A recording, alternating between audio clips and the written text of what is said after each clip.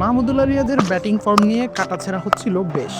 তবে গত বছর আফগানিস্তানের বিপক্ষে সিরিজ দিয়ে অনেকটা নিজের ক্যারিয়ার চ্যাম্পিয়ন্স ট্রফি পর্যন্ত টেনে এনেছেন রিয়াদ। 2023 ওয়ানডে বিশ্বকাপের পর একটি 30 ইনিংস বাদে বাকি 4 ইনিংসে করেছিলেন মোটে 7 রান।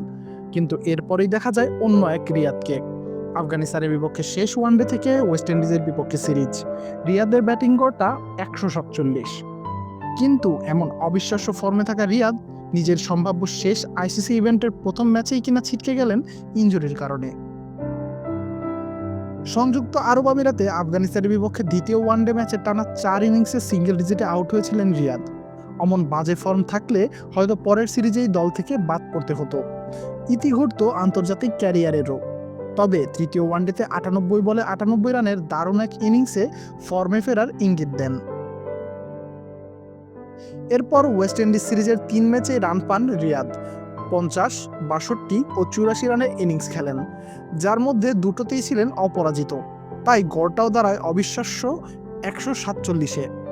এমন দারুণ ফর্ম নিয়েই নিজের সম্ভাব্য শেষ আন্তর্জাতিক টুর্নামেন্টটা খেলতে এসেছিলেন। শেষটা রাঙাতে হয়তো মুখিয়েও ছিলেন, কিন্তু ইনজুরিতে ভারতের বিপক্ষে গুরুত্বপূর্ণ ম্যাচে খেলা হচ্ছে না রিয়াদের।